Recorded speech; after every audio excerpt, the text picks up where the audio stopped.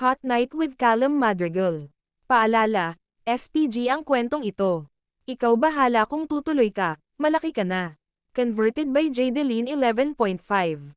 Enjoy. Chapter 1. Ana. Maaga akong pinag-out ng boss kong si Callum, dahil pupuntahan daw nito ang girlfriend upang alukin ng kasal. Ayaw na kasi ng binatang amo bumalik ang kasintahan nitong si Jenny, isang ramp model sa France upang pumirma ng panibagong kontrata at ang naisip na solusyon ng boss ko, ang alukin ng kasal ang longtime girlfriend upang hindi na ulit umalis Pinas. I smiled sadly. Gusto kong palakpakan ang sarili ko dahil sa angking galing magtago ng feelings sa manhid kong boss.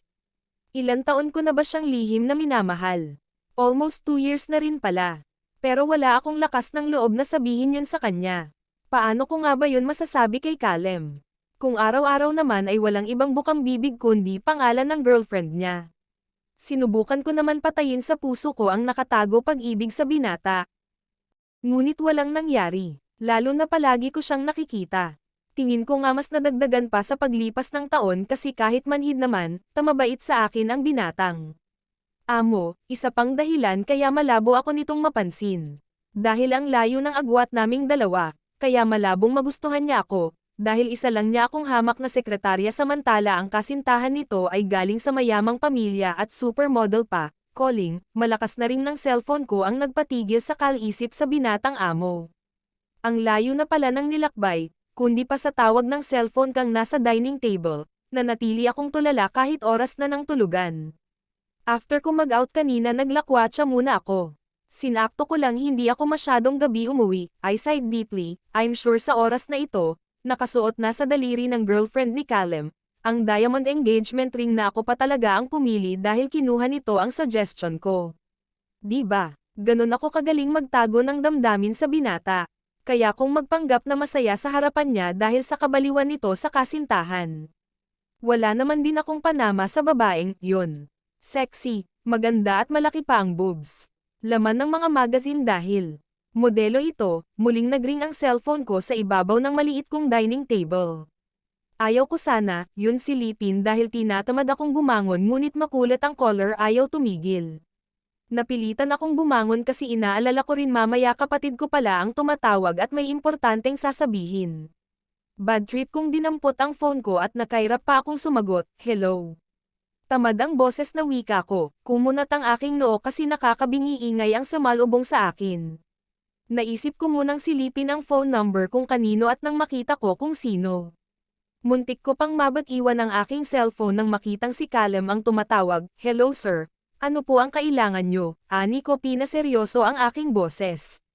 Walang tugon galing dito tanging kalansing ng mga baso, hiyawan ng mga tao at malakas na music sa paligid. TSK. Anong problema nitong Callum bakit nag-iinom mag-isa? Oo, alam kong naglalasing alangan anong gagawin niya roon sa bar ng ganitong oras ng gabi. Napatingin tuloy ako sa wall clock ko kung anong oras ngayon, 11:00 na ng gabi. Hey, Boss Callum anong problema? Nasaan ka sir? Usisa ko sa kanya, Soltero. Aniya, hay salamat nakahinga ako ng maluwag dahil safe naman pala ito. Pag-aari nilang magkakaibigan ang nasabing disco bar, baka kasama nito ang mga kaibigan, sige po boss wala naman po kayo kailangan, I need you. Malungkot ang boses na sabi niya, ano sir, nauutal kong tanong sa kanya, please. I need you, ulit niyang sabi, bakit po, sir? Wala po ba ang mga kaibigan niyo? Kung gandan tatawagan ko na lang po si sila, ikaw ang kailangan ko. Pwede mo ba ako puntahan? Ana, paos ang boses niyang sabi. Boss gabi na po kasi, I understand, Aniya. Mariin akong napapikit, ang lungkot-lungkot kasi ng boses nito naaawa ako. Ngunit ayaw kong pumunta dahil mali. Inalok na nito ng kasal ang kasintahan. Kaya dapat akong umiwas. Ayaw kong ako ang dahilan ng pag-aaway ng dalawa. Lalo na hindi lingid sa akin mainit ang dugo ng babaeng, yun kapag nakita nitong kasama ko ang boss ko. Lalo na ngayon ikakasal ang dalawa. May karapatan na ito maging mahigpit kay Callum. Ako naman simula kanina pinatay ko na ang damdamin para sa binata. Ako lang ang nahihirapan at nasasaktan kung patuloy ko siyang lihim na mahalin.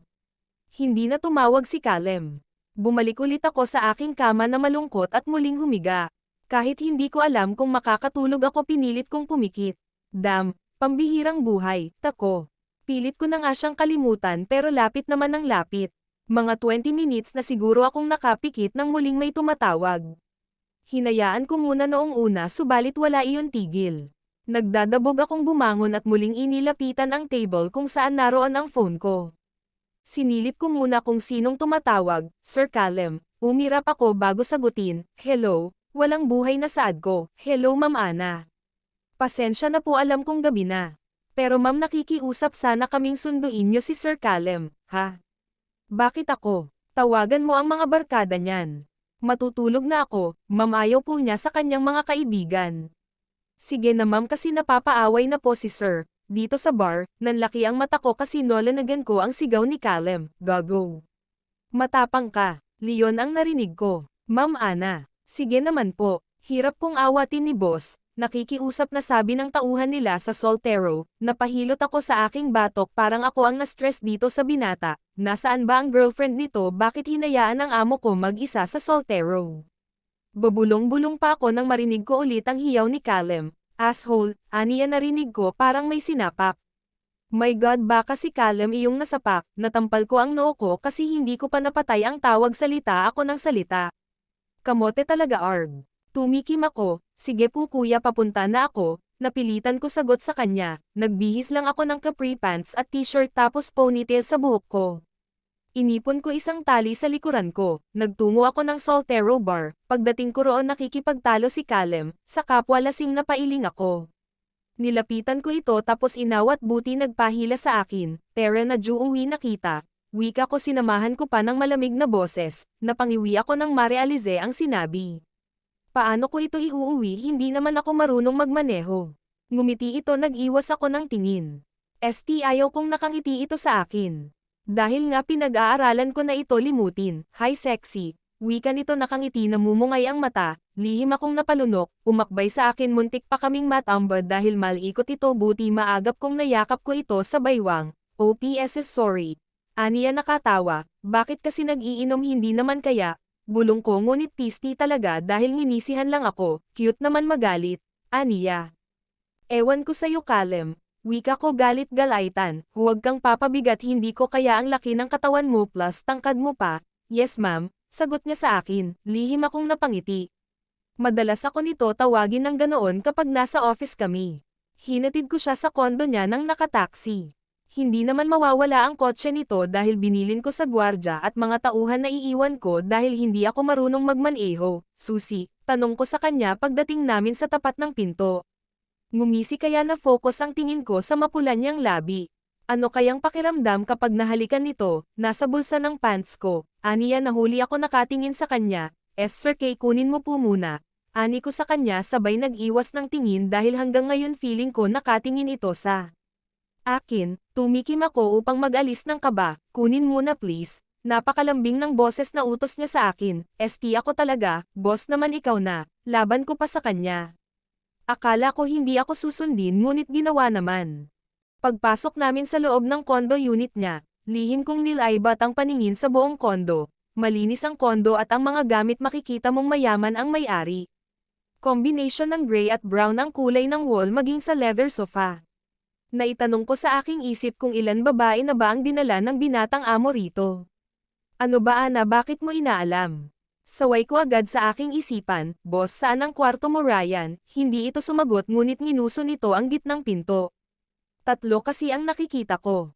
Kahit hirap na hirap akong dalhin siya sa kanyang silid na gawa ko ng hinihingal, ay, napatili ako ng kasama akong bumagsak sa kama ngunit sa ibabaw niya, mahina itong tumawa nakatitig na sa akin, sorry.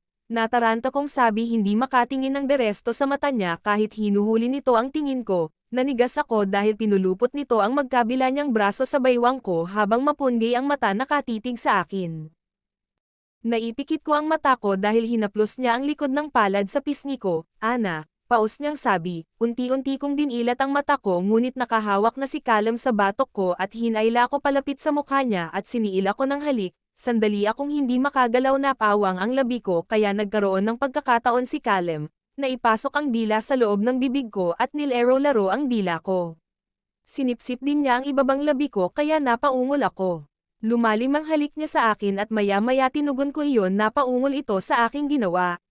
Ang bilis ng pangyayari, alam kong gumalaw si Callum, iyon nga dahil nagkapalit na kami ng pwesto, nasa ilalim na niya ako at pinagsaluhan namin ang mainit na halik. Oh, a moan escaped my lips as Callum's kiss landed on my boobs. Kahit may suot pa akong damit na lalasing na ako sa mainit niyang paghalik doon. Tell me to stop, Anna, he said in a husky voice. Dahil nadarang na ako sa pagnanasa sa halik at haplos niya. Ako ang kusang humalik sa labi ni Callum na parang eksperto, napaungol ito sa aking ginawa, mas naging mapusok niya akong hinalikan. Hinaplos na rin niya ako sa katawan kaya lalo akong nabalot ng kamunduhan. Napaawang ang labi ko nang pumasok ang palad niya sa loob ng t-shirt ko at inaangat ang bra ko, pumalit ang palad niya, minamasahe ang malusog kong boobs magkabilaan. Umangat ito sa pagkubabaw sa akin upang mag-alis ng saplot sa katawan. At sinunod ang akin, mahabang ungol ko nang maramdaman ko ang mainit niyang dila sa aking nipple dinidilaan, pagkatapos ay gigil niyang sinipsip, yon. Tuluyan na nga kaming nakalimot ni Callum at ninamnam namin ang ligaya at langit na kaligayahan. Callum, sunod-sunod na ungol ko nang bumaba pa roon sa pagkababae ko ang labi niya at walang sawang yun pinaligaya ng kanyang dila ang buo kong hiyas, FVCK. Damiin ng husto ang kuko ko sa likuran niya nang umulos siya ng buo sa loob ko. Sandali itong napatda lalo nang makitang gumuhit ang sakit sa mukha ko at ang pagtulo ng aking luha sa pisngi. Nataranta ito, pinunasan niya ng kanyang palad ang luhang nalaglag sa pisngi ko. It was my first, malamang masakit dahil winarak na nito ang puri ko. Tumigil ito pandali para ba akong hinahanda sa laki at haba ng pagkalalaki niya. Kalahati pa lang ng pagkalalaki nito ang pumasok. Pero para na akong hiniwa sa sobrang sakit. Bumaba ang labi nito sa noo ko, hinalikan ako sa mata sa buo kong mukha. Na para bang pinapawi niya ng halik ang sakit na binigay niya sa akin. Gumalaw ako upang ipakita sa kanya na okay lang ako. Tinitigan niya ako animo, nag-aalala at nagtatanong kung sure ba ako sa aking naging pasya. I nodded, umigting ang kanyang panga. Bakit pakiramdam ko may kasamang pagmamahal habang inaangkin niya ako? Wala naman masama umasa kahit ngayon lang. Ngayon lang habang lasing siya. Nag-umpisa ulit itong sumulong sa loob ko. Noong una mabagal, tila ba ina-adjust muna niya ako sa laki ng kargada niya. Kalaunan ang mabagal. Napalitan ng sagad at mabilis na pagbayo hanggang sa mga ungol na lang namin ang nangibabaw sa apat na sulok ng kwarto niya. We shouted together in so much pleasure. Pinagsalikop nito ang kamay namin at pininid sa uluhan ko. Pawis na siya, ngunit mabilis niya pa rin akong binabayo.